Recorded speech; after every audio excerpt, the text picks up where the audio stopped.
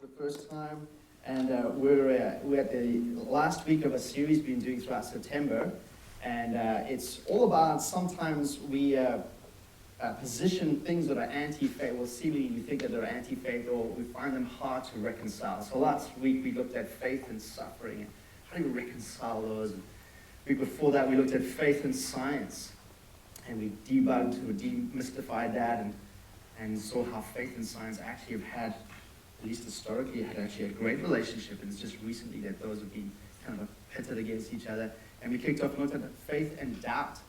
And so today, in our final one, we're going to tackle the very small and insignificant topic of faith and sexuality. And no one has any questions about sexuality in our time, and so, but if you were out there, you will know that issues around human sexuality seem to be the watershed moral issues of our day. Political campaigns rise and fall depending on where you stand on certain issues around sexuality, sexual orientation, practices. Even when I was trying to define, like, what are we talking about when we talk about sexuality, it's near impossible because concepts are constantly changing and constantly posited as fluid. So things like gender or things like orientation or even practices are changing. And so here's the thing is, sex and sexuality and issues of sexuality are everywhere. Just in the last couple of weeks alone, last few days alone, here are just some headlines just even in our city alone. Just some things, you can put them all up. So we're looking at police are no longer seeing it viable to release the genders of crime victims or suspects. People keep watching porn on the TTC. Mattel has recently come out and said they're now bringing out a gender-neutral doll. And then as hot off the press as yesterday, in our very city, a supposedly Christian group was marching down Church Street in response to the LGBTQ community. I have no interest in commenting or providing commentary on any of those headlines. The only purpose for that was to show you how front and center these issues are to our time. If you're a follower of Jesus, what do you have to say to that? And so what does faith have to say to that? Or is God just totally disinterested? He's only interested in the 1.5 hours that you're going to spend in the Sunday morning here. The rest of your week, he's just disinterested in that. No, we believe that God has lots to say about every aspect of life, and obviously includes our sexuality. Two scriptures I'm going to read from today is 1 Thessalonians chapter 4. It'll be up on the screen. Verses 3-8. For this is the will of God, your sanctification, that you abstain from sexual immorality. That each one of you know how to control his own body in holiness and honor, not in the passion of lust like the Gentiles who do not know God. That no one transgress and wrong his brother in this matter, because the Lord is an avenger in all these things, as we told you beforehand and solemnly warn you. God has not called us for impurity but in holiness. Therefore, whoever disregards this disregards not man but God, who gives his Holy Spirit to you. And it's going to flip over to a book in the Bible that often doesn't get preached on, the Song of Solomon. And we're going to read from chapter 7. Verses 11 to 13. Come, my beloved, let's go out into the fields and lodge in the villages. Let us go out early to the vineyards and see whether the vines have budded, whether the grape blossoms have opened, and the pomegranates are in bloom. There I will give you my love. The mandrakes give forth fragrance, and beside our doors are all choice of fruits, new as well as old, which I've laid up for you, O my beloved. So which is it? Scripture sees sex and sexuality as neither as taboo nor shameful. And oftentimes these kind of scriptures are kind of juxtaposition next to each other. On the one hand, the Thessalonians ones, maybe more typically what we would hear is a lot of the warnings against the onslaught of sexual immorality and impurity. And then yet we have an entire book in the Bible dedicated to the celebration of love, sexual desire, attraction, and even sexual practice. The scripture we read today is talking about how they want to go and make love in the fields. So there you go. If you're new to church and the Bible, welcome. You chose a great Sunday to come. So for many Christians, for many of us, for many in the church, we get our idea of God from church and scripture, and unfortunately it seems like we get our idea of relationships and sex from popular culture.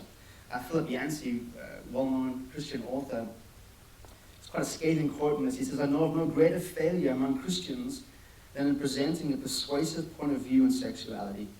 Outside the church, people think God is the great spoilsport of human sexuality, not its inventor. In a sex-saturated society, even true believers find it harder to accept that traditional Christian morality offers the fullest, most satisfying life.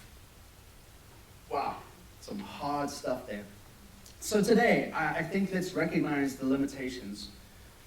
We are not going to be able to exhaustively cover all topics related to issues of sexuality.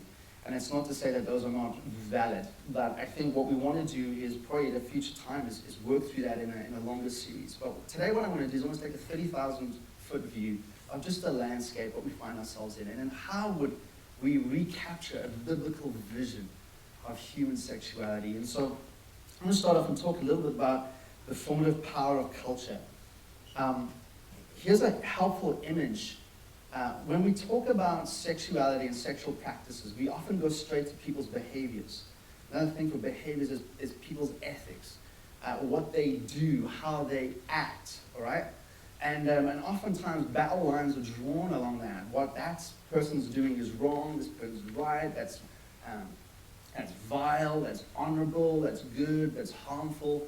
And so what we, I think, sometimes fail to appreciate and understand is that anyone's moral system, anyone's morality, and we all have a system of morality, we all have a way to choose what's good and right for us.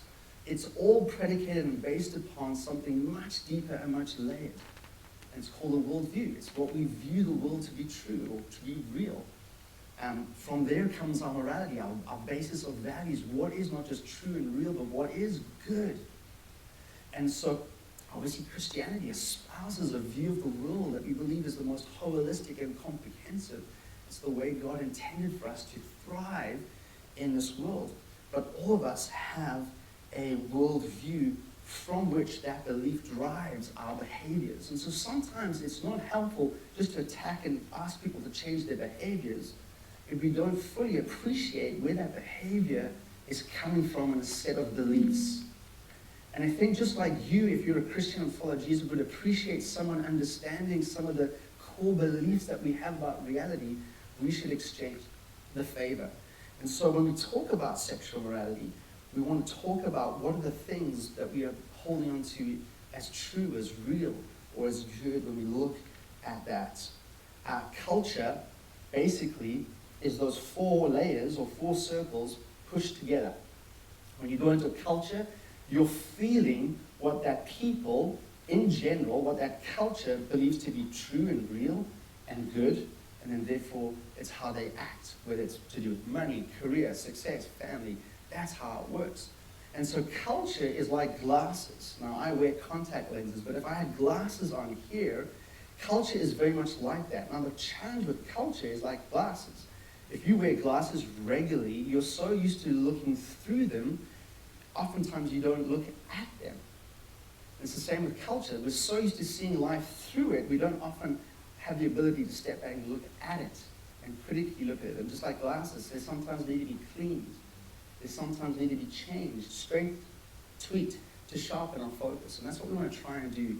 And because culture is so powerful in forming us, even as Christians, it's so powerful in discipling us, sometimes we don't even realize that we take on the values and the worldview of the culture around us. And so what I want to try to do today is certainly not exhaustive this, but look at three very significant cultural lenses, I think, right now that shape our view of many things, certainly sexuality being a key thing that we're looking at today. The first lens, the cultural lens I'm going to look at is the sexual revolution. So the sexual revolution was some 50 plus years ago in the 60s. Maybe some of your parents or grandparents would have lived through that time.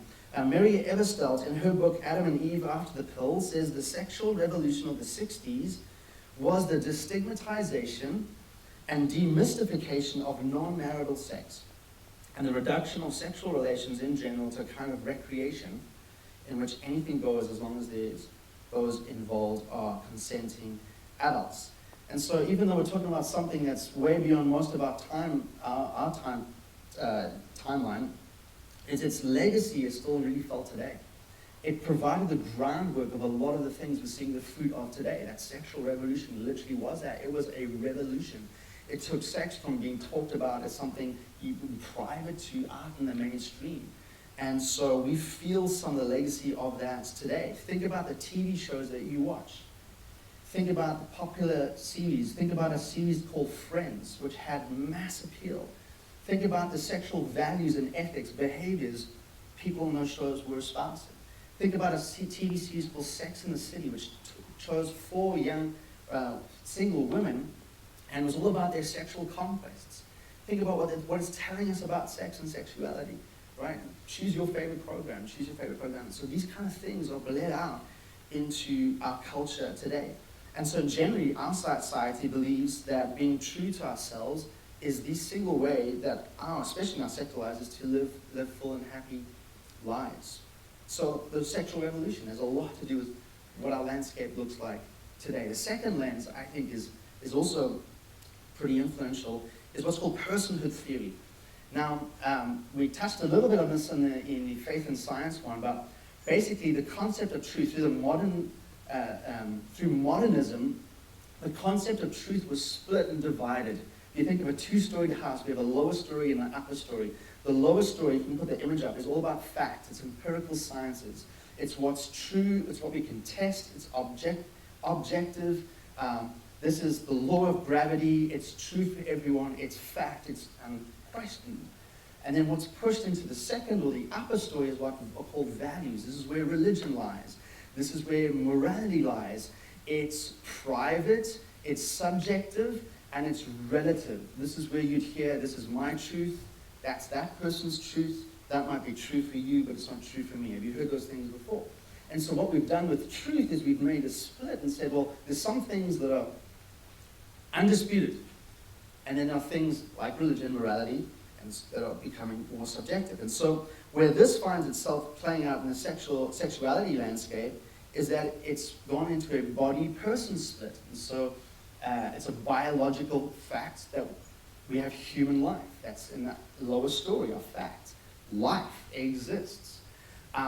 What is in the upper story is the value that life takes when a body becomes a person. And there's big debate about that. This is one of the big challenges in the abortion debate. Biologists all agree that life is conceived in the womb. But what value does that life have is where the big debate lies. Because at some stage that life is so valueless that if we terminated that life, that's fine. Sometimes that's applauded. But at some stage, that life takes on a person that if we kill that life, it's murder. Do you see how that works? And so where do we draw the line of when a life or a body becomes a person? And so these are the things, these ideas have incredible consequences. Think about the end of life. When a person is maybe a terminal disease or they have dementia, an older age, and we look upon them compassionately and say their value of life or personhood is significantly diminished, let's end it for them. And so we are in a time now we're talking about that radically, euthanasia, and who gets to decide when we kill life. So do you see how these things play out? How these ideas and these values and these worldviews increasingly affect how we act in this world. And so how personhood theory, particularly in sexuality, something like this, was like the sexual desire is a natural appetite for physical pleasure, kind of like hunger. You're hungry, you eat. And so sex is like that. And if we repress that desire, it actually harms us. This was Sigmund Freud. His whole thing is when we repress sexual desire, we actually are harming ourselves. And so the focus becomes on maximizing that pleasure, the physical technique of sex. And in a world where we learn about sex through pornography, think about how harmful that has become. Our sex education is coming largely from pornography. And so we're ultimately focused on freeing ourselves from unhealthy attitudes and feelings like shame, guilt, or regret when it comes to sexuality. All of this is doing this. It's divorcing sex. What I do in my body and with my body is separate from me as a person. But the reality is, in your experience and in my experience, it's really hard to do that. It's really hard to disassociate on such a divided level that what I do in my body is nothing really impacts on the rest of who I am as a person. Nancy Pierce, in an excellent book, Love Thy Body. If you want any book to speak into these areas, I recommend her book. She says this: we tend to think sexual hedonism places too much value in the pure physical dimension, but in reality it places a very low value in the body, detaching it of moral and personal significance. It's a personal theory. So the sexual revolution, personal theory, we can disassociate what we do in and with our bodies from who we are as people. And then the third cultural lens is what's called expressive individualism. And it takes the individual, it takes you, it takes me, it takes the self, and it puts us as ultimate and supreme.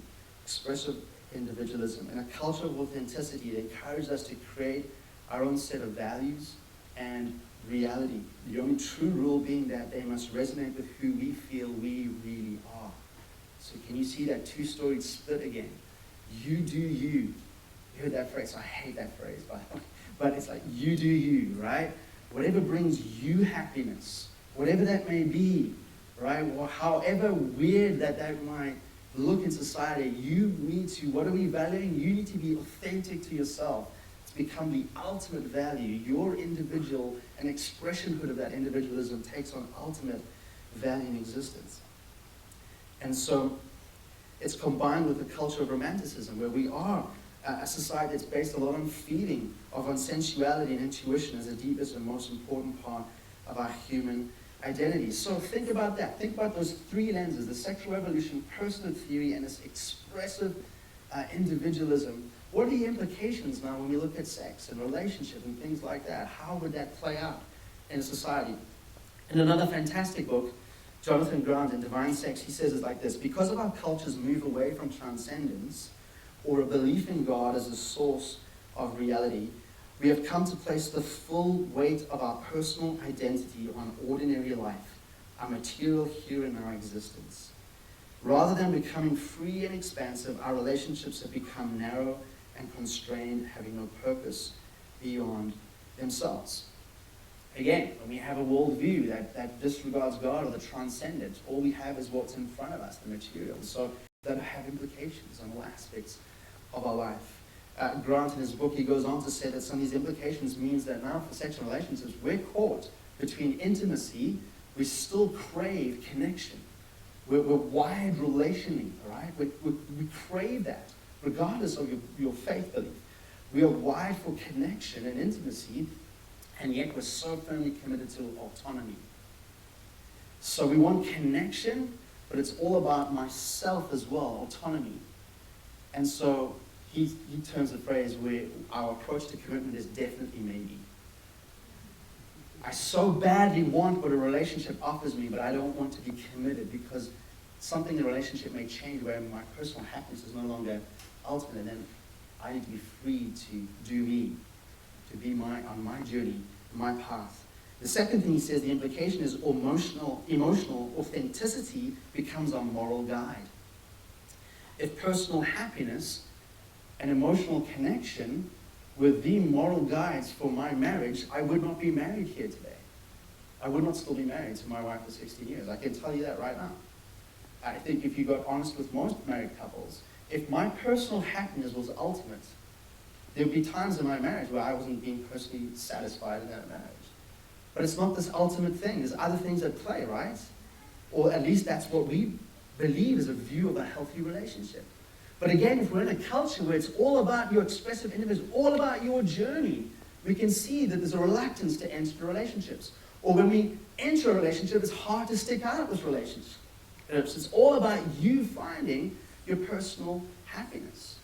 And if that's, whenever we're living out, our behaviors, give away what we really believe about life. And so for many, you say, what's the purpose of life? The purpose of life is to live a full and happy life. And so my behaviors are going to be consistent with that and how I choose various things. And so if I'm in a relationship that's no longer providing me that happiness, or with a person that I'm no longer attracted to, my authenticity demands that I stay authentic and go in search of the person that now can bring me the happiness that myself deserves. And the tragedy in this thing, there's nothing wrong in a sense of individualism. I think this is the challenge. Actually, Grant's quote goes on to say this. Jonathan, he goes on to say this: What is most alluring and corrupting about the modern quest of personal authenticity is that it taps into a legitimate Christian belief. Search for truth and transcendence. That is to know and experience things as they really are. And it's not that these things are so anti, it's like they're so close to the way God's wired us, but we take a good thing and we make it an ultimate thing that destroys us. Versus taking the good things that God's put in us, the good thing of wanting to be loved and to love, the good thing of wanting to have intimacy and connection, the good thing of feeling a sense of autonomy, that I am my own person, and yet we make these things ultimate and we isolate them from the other things. So those are the challenges, those are the undercurrents right now in our society. And honestly, a lot of the church has been affected by these as well. We're not immune to this. In the church, we have what's called soulmate salvation. Soulmate salvation. When I meet the one, they will solve all my problems. We have this idea that there is one singular person that God has for us in this universe, and it's my quest in life to find the one, and when I meet the one, all will be well. That is not true, by the way. That is not true at all. And so, emotional authenticity in our lives, I think for a lot of younger Christians, we see this play out as well. Their journey becomes ultimate, my spiritual journey with Jesus. And so we see even younger people finding it harder to attach to a church community. Because they're attached to a church community, but the minute that church community no longer meets their emotional fulfillment and needs, because that's the highest thing that guides my life, what do? Is I jump onto the next exciting thing in town. And so we see this play out in different ways, and we spiritualize it. We spiritualize it sometimes. And we're not to do that. So, in the time remaining, let's look at how we would begin to reform our vision, of human sexuality. This is not exhaustive, but this is in some ways going to begin to help reposition us to look at ourselves through the lens of how God would want us to look at ourselves. The scripture view of sexuality is not based on just some random verses. It's a holistic view from Genesis to Revelation to see how God has wired us, how God's purposes are to play out for our lives. Number one, core to your identity, core to our identity is our humanity. And our humanity is made in the image and likeness of God. Genesis 26 says this. God said, let us make mankind in our image after our likeness. Right there, that has massive implications. Doesn't matter what color skin you have. Doesn't matter which language you speak. Doesn't matter from what culture you come from. Doesn't matter how much or how little is in your bank account. Doesn't matter how many letters you have after your name from an educational point of view, or no letters after your name. Simply because you're a human being, you have value and dignity before God. Whether you're male or you're female or you're confused. And we forget this. We forget this. And we tend to demonize people. Part of the challenge with some of those headlines I threw up, part of the challenge is we have lost the ability to civilly disagree with somebody who has different values. If someone doesn't share my values, what we do is we demonize them. And in both ways. And so what we need to remember is this: in our humanity, ultimately, sexuality is part of that, but it's not ultimate to that. What's ultimate is that we are made in the image and likeness of God. And we could unpack that, but that's number one. Number two, as humanity, our bodies, our gendered bodies, are neither accidental nor incidental. And I know this is and we're not going to explore it, because I know gender is a big, fluid concept at the moment. But hear this, Genesis 1:27-28, the verses that follow that. It says, so God created man in his own image. In the image of God, he created him. Male and female, he created them. And God blessed them. It was a blessing for God to see humanity in its maleness and its femaleness. Male and female together best represent and image God into the world. It's one of the reasons why marriage between man and woman is so important. And again, we can't explore that. I know that there's all the intricacies around that. But these are massive truth bombs that have implications, and we either choose to receive it or reject it and build our worldview on something else. But this is what God is encouraging us to look at. Sexuality goes beyond our physical form and our reproductive capacities to our essential maleness and femaleness. And so we've got to be careful as well, because what does it mean to be male and what does it mean to be female? Well, we have some ideas, and we've got to make sure that those ideas are actually biblical. You know, there was a time in Hollywood where maleness was represented as strong. Men don't cry and that kind of thing. But is that really true? Or femaleness as subservient or have little to contribute to society but by bearing children. And so we need to be careful when we say, hey, embrace your maleness and femaleness. We're not trying to just get people to embrace some cultural expectation of maleness and femaleness. So hear me out on that, right? Right? It's really important. So that's some of the baggage we've got to work through. Some of the baggage, because people are being hurt by that. You know, a girl who doesn't like to play with dolls or wants to play sport, she's a tomboy. We've got to be careful with those labels on our children. Or a boy that's more in tune with his feelings or emotions or wants to do performing arts, and we've sometimes labeled that in a different way. We've got to be very careful, because I'm not sure that that's how God would label maleness and femaleness.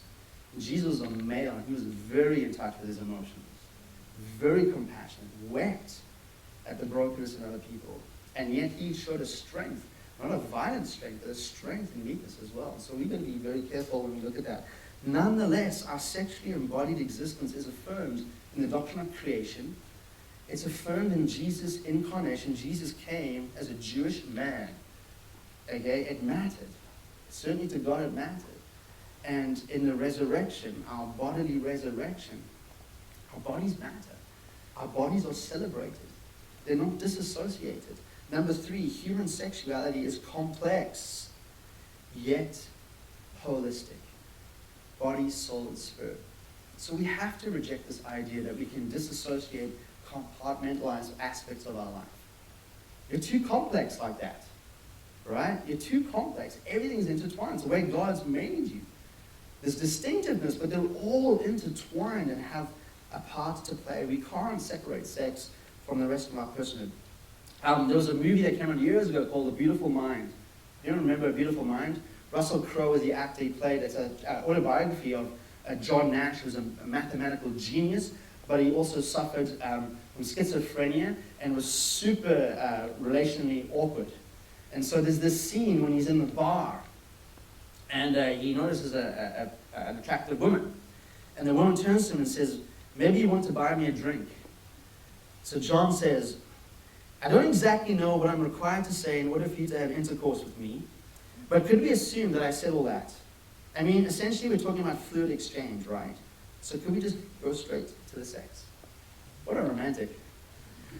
That didn't go well for John Nash in the bar that night. But what is he doing? He's disassociating. It's like, hey, you got physical urges, I got physical urges, can we just cut all that other stuff? And that's not how we're wired. It's not how human sexuality plays out in our lives. What we do sexually with our bodies profoundly impacts the rest of our lives. You know, sometimes we've been taught that all sin is equal. In one sense, it's true. Like, it does, you know, sin separates us from God, whether it's a small sin or a big sin.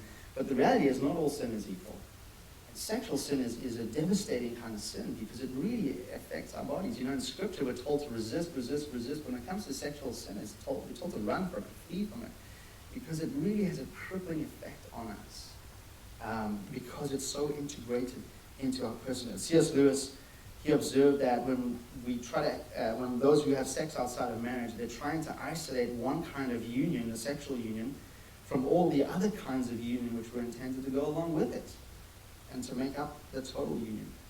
So number 4, sexuality encompasses far more than physical sex. When we're talking about sexuality, it's far more than just the physical act of sex. And it goes into these other things of gender and these things that we're talking about. But what sexuality also reminds us is that sexuality is our expression of our longings for love and intimate relationship with others. And that's a signal to our wiring.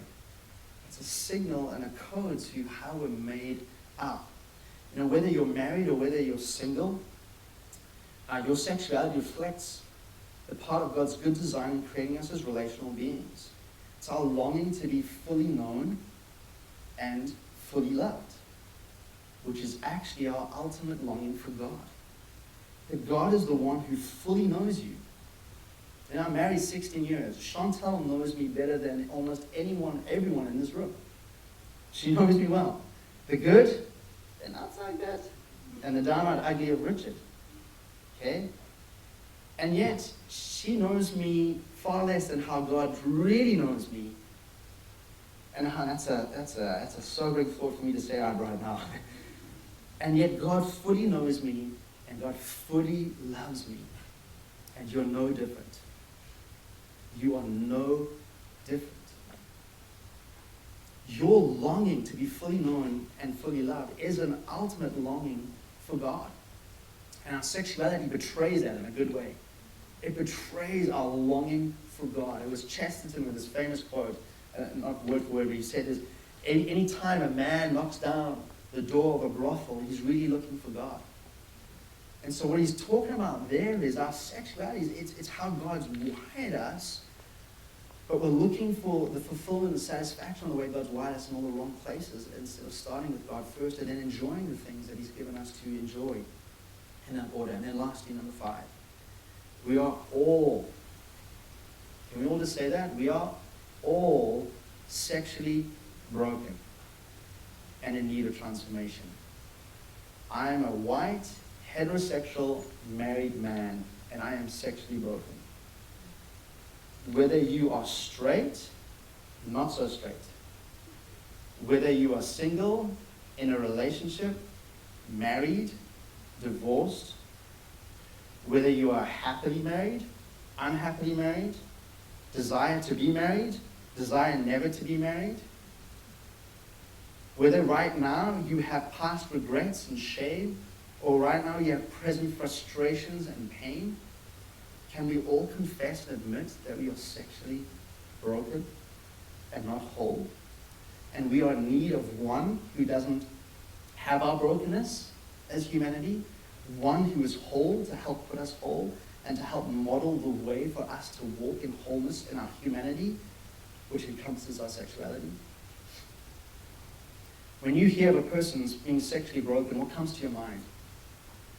If you're in a small group in this church, you're going to be talking about these things this week. It's going to be a great opportunity to jump into a small group this week. Great conversations happening. But if we're honest, you don't have to answer this right now, a rhetorical question, but when we think of, that person's sexually broken, what comes to your mind? Probably what comes to our mind is people who are really broken, prostitution or whatever, people caught up in the porn industry. I don't know what comes to your mind, but often we don't think of the person in the mirror. But Scripture paints a picture. We are all broken. We are all sexually broken. And so therefore we're all in the same boat. And here's the good news, is Jesus specializes in working with broken people. Because he is the only person who's walked this earth untouched by our brokenness. Sam Albury, if you're a single person, I would really recommend his book, 7 Myths About Singleness. Even if you're not a single person, but I know for many of us that are single. He says this: Jesus is the most complete and fully human person who ever lived. So, Jesus not being married is not incidental. It shows us that none of these things, marriage, romantic fulfillment, sexual experience, is intrinsic to being a full human being. Now that's weighty, because I know some of you are single and you're like, that is not good news for me. Right? And that's true. Like we have to wrestle with desires that we have, desire for companionship or marriage. But hear this. You're not somehow less of a human if you're not married, or you've never had sex, or you live a celibate life. Because if we say that when we're saying Jesus was not fully human, Jesus is the most fully human person that's ever lived. And we're fragmented in our humanity. We're broken in our humanity, and that goes to our sexuality. And so there's hope as we look to him. Sin distorts and breaks. And so we're going to invite the band out. We're going to respond to him. As I close this out, sin has distorted and taken what God's made good and beautiful and fractured and broken it, disassociated it. So it's still there, but not in its fullness.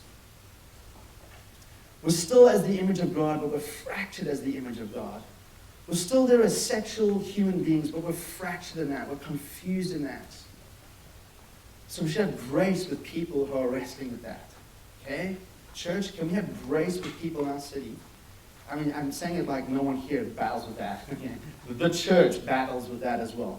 So can we just extend grace? Can we perhaps look at different ways to engage the LGBTQ community and charging down Church Street?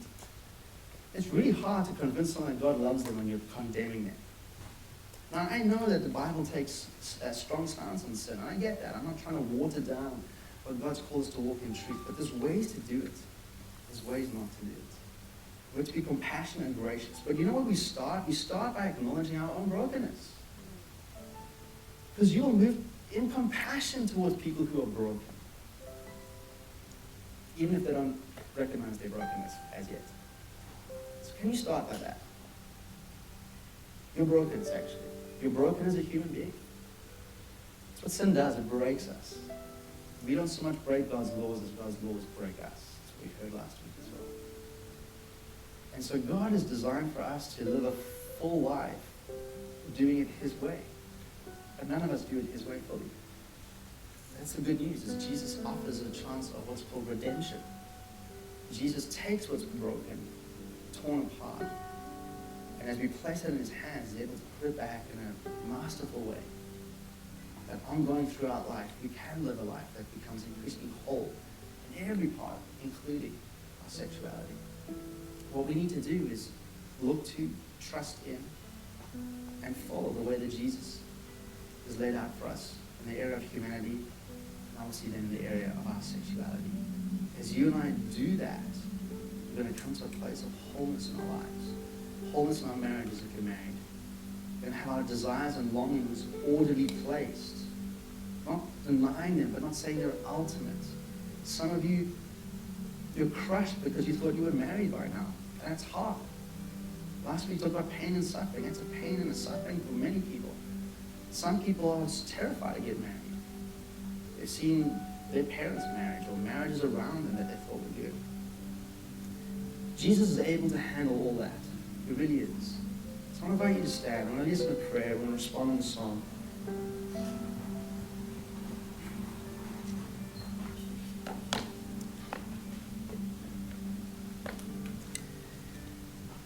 Jesus, we begin with the admission and confession. We are broken. God, I am broken. I'm broken in my humanity. I do not live up to the expectation that you have of what it means to live in your likeness and your image. I recognize that, Lord. I fail, we all fail. Humanity has failed to live up to the glory of God in that department. But instead of condemning us, Lord, you had compassion on us. You entered into our brokenness in your Son, Jesus Christ. Not just to pull us out of it, but to heal us within a broken society, restore us within a broken society, redeem us and make us whole within a world that is longing to be made whole again. And so start with us, Lord, here at your church. Lord, let the finger be pointed into the mirror for now, Lord. And deal with me in my brokenness. Deal with us in our brokenness, Lord. And lead us to have compassion upon those that are wrestling and struggling with issues of sexuality. But in this time, in this age where this becomes a powder keg, either politically or lines are drawn, God, we don't want to enter into that, but we do want to stand up for saying, Lord, that we believe that you have the best way to live life. Lord, we believe that you know what's best and good and true and real, and therefore how best to act in light of that. We believe that, Lord. And so help us to live that humbly but winsomely amongst the people, Lord, that are searching for that. And start with us, Jesus. We look to you, trust in you, believe in you, hope in you, ask for your cleansing, your forgiveness, your washing, your wholeness. And Lord, through us would you bring cleansing, washing, wholeness, and redemption. In Jesus' name.